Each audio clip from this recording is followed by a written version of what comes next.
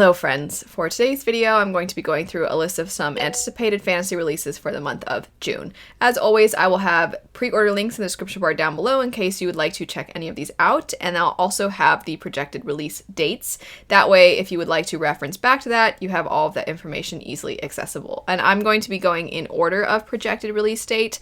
We have a mix of fantasy stories from different age ranges today, and most of them are actually first books in series, but the first two I'm going to mention are the exceptions to that. And one of them would be The Ashes and the Star-Cursed King, which this is technically a second book in a series that was previously self-published. So some of you might have already checked it out. I actually have already read this book, and I'll have my new fantasy releases wrap up where I talk about it a little bit more in depth in the description bar down below.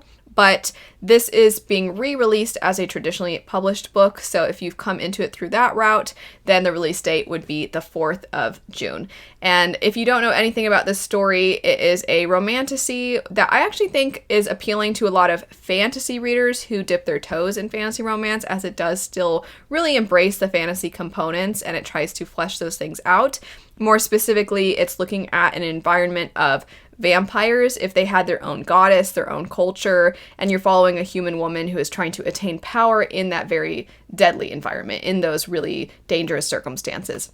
The sequel, I think, tackles a lot of themes to do with trauma, grief, and trying to grapple with how you previously viewed certain things and certain people, and then trying to grow from that. I don't want to say too much, of course, because it's a sequel and I don't want to spoil anything if you haven't read the first, but I do think that it makes some very good efforts to showcase some deeper things going on in the character's life. Anyway, the other book that is a sequel would be Mirrored Heavens. So the first book, Black Sun, sort of took booktube by storm, I would say, and me included. It's a South American inspired fantasy story that really flips the Chosen One trope on its head. I flew through that first book. The second book, to me, very much had middle book syndrome. I'm still going to give the third book a try, as I really liked that first one. After finishing the second, though, I was pretty bummed out, to put it lightly. I didn't love that second book, but I'm hoping that Rebecca Roanhorse will really stick the landing. That's my hope for this one. But if you are somebody who is looking for a series that has a setting that isn't just the European setting that we so often get in fantasy, if you're looking for a story that takes something familiar in fantasy, maybe you're a diehard fantasy fan, but you want to see something fresh and unique and different with what has become a staple, which would be that Chosen One, I really think that she has done something very incredible with that. Black Sun, such a page turner, great opening. And then now on to the ones that are not parts of the later installments of series, but rather the first in series. So the first one we have would be The God and the Gumiho.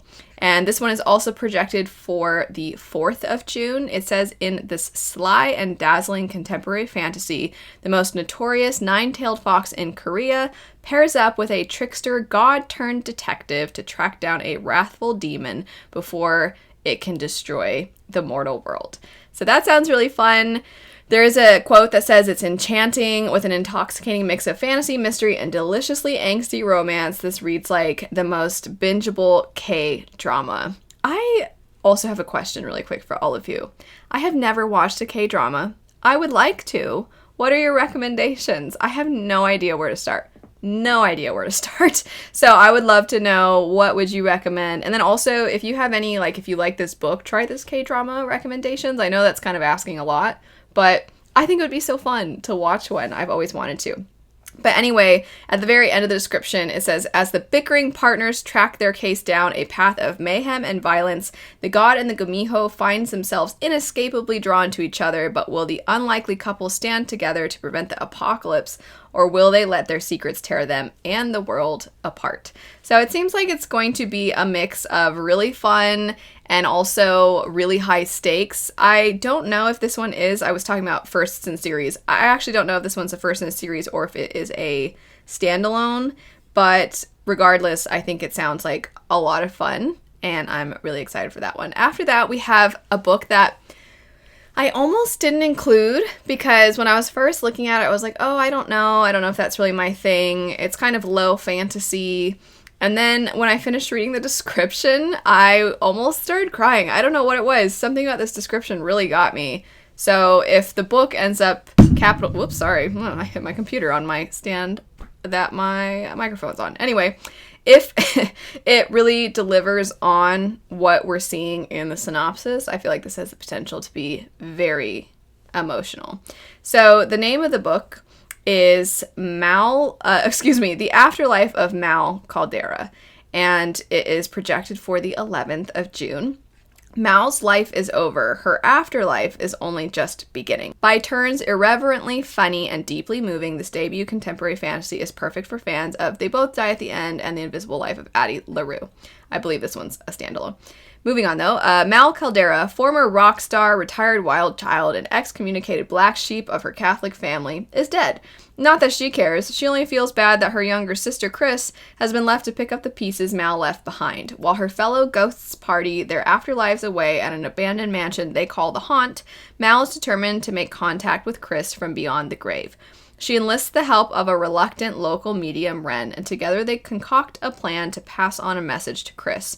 But the more time they spend together, the more they begin to wonder what might have been if they'd met before Mal died. Mal knows it's wrong to hold on so tightly to her old life. Bad things happen to ghosts who interfere with the living, and Mal can't help wondering if she's hurting the people she loves by hanging around, haunting their lives. But Mal has always been selfish, and letting go might just be the hardest thing she's ever had to do. Funny, emotional, and life-affirming, The Afterlife of Mal Caldera will have readers laughing one minute and sobbing the next. So I don't typically like ghost-type stories. I don't typically like they're dead and they're still hanging around type of stories. I don't know why. I can be very picky about that kind of stuff, but the idea of the what could have been if I hadn't died, I don't know why. That sounds just so tragic. And if it's mixed with funny at the same time, I just think it has so much potential to be something I really, really like. After that, projected for also the 11th, we have Dancers of the Dawn. Dancer, Warrior, Executioner, an epic story about truth, loyalty, and betrayal. Deep in the desert, a storm is brewing, the first in a slow-burning romantasy. Under the blazing sun, an elite troupe of dancers are trained to harness their magic. They are the queen's most formidable assassins. Asira has one of the rarest talents, for she is a flame wielder. Feared by all and envied by some, she uses her power to execute enemies of the crown. Asira's greatest wish is to serve her queen, but on the eve of her graduation, with tensions rising among the dancers and secrets stirring in the shifting sand dunes, she begins to question whether she was truly born to kill. And that's it for the synopsis. So for once, the synopsis, I feel like, did not give everything away. It's basically she's an assassin, she has flame magic, and then she has questions.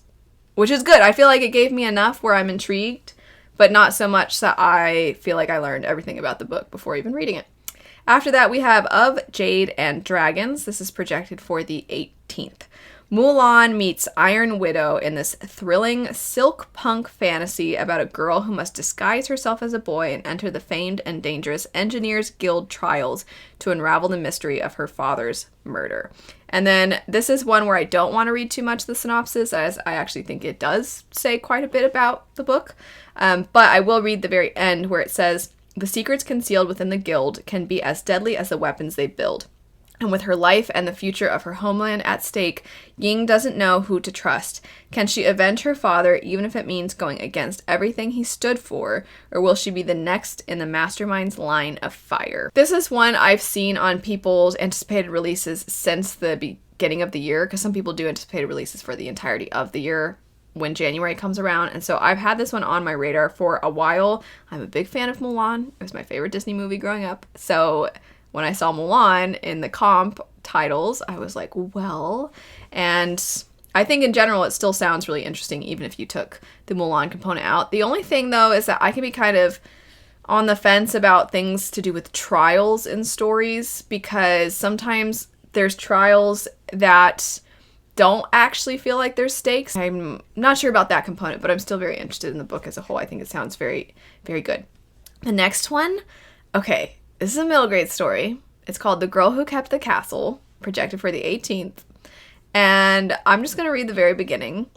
Nevermore meets Howl's Moving Castle in this engaging fantasy, the first in a duology. Perfect for fans of wizards, dragons, magical castles, spectacular spells, and a spunky cat who may not be what he seems. That's all I need to hear. That sounds so good. And the cover is so kind of quirky and charming, a little abstract. The font's a little funky. I love it. I haven't read it, but I'm already so excited. I really hope I like this one. And then, if I do, it's the first in duology, so there will be another one to really like. I really like Howl's Moving Castle, the movie. I still need to read the book itself, so maybe I can read Howl's Moving Castle and then check this out. That could be kind of fun. Next up, we have Saints of Storm and Sorrow, projected for the 25th. And it says perfect for fans of lush fantasy, full of morally ambiguous characters, including the Poppy War and the Jasmine Throne. So those are some pretty heavy hitters for comp titles in, I would say, the booktube sphere. It says Maria Lunurin has been living a double life for as long as she can remember. To the world, she is Sister Maria, a dutiful nun and devoted servant of Anila's Codician colonizers. But behind closed doors, she is a stormcaller, chosen daughter of the Anilan goddess Anitun Tabu. In hiding not only from the Codicians and their witch hunts, she also has to hide from the vengeful eye of her slighted goddess. Lunurin does what she can to protect her fellow Anilans and the small family she has created in the convent. Her lover, Catalina, and Kat's younger sister, Inez. Lunurin is determined to keep her head down until one day she makes a devastating discovery which threatens to tear her family apart. In desperation, she turns for help to Alan Dakila, heir to Anila's most powerful family, who has been ardently in love with her for years. But this choice sets in motion a chain of events beyond her control, awaking Anitun Tabu's rage and putting everyone Lunurin loves in terrible danger. Torn between the call of Alan's magic and Catalina's jealousy, her duty to her family and to her people, Lunurin can no longer keep Anitun Tabu's fury at bay. The goddess of storms demands vengeance, and she will sweep aside anyone who stands in her way. Last for today, we have Foul Days. This is projected also for the 25th. And it says The Witcher meets Naomi Novik. And I was like, sign me up. Anyway, in this fast-paced fantasy rooted in Slavic folklore. As a witch in the walled city of Chernograd, Kosara has plenty of practice treating lycanthrope bites, bargaining with kikimoras, and slaying blood-sucking Upirs. There's only one monster she can't defeat, her ex, the Zmei, known as the Tsar of Monsters. She's defied him one too many times, and now he's hunting her. Betrayed by someone close to her, Kosara's only choice is to trade her shadow, the source of her powers, for a quick escape.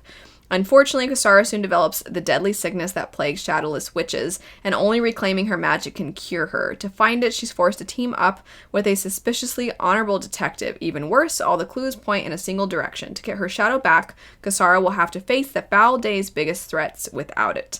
And she's only got 12 days. In a city where everyone is out for themselves, who can Kosara trust to assist her in outwitting the biggest monster from her past?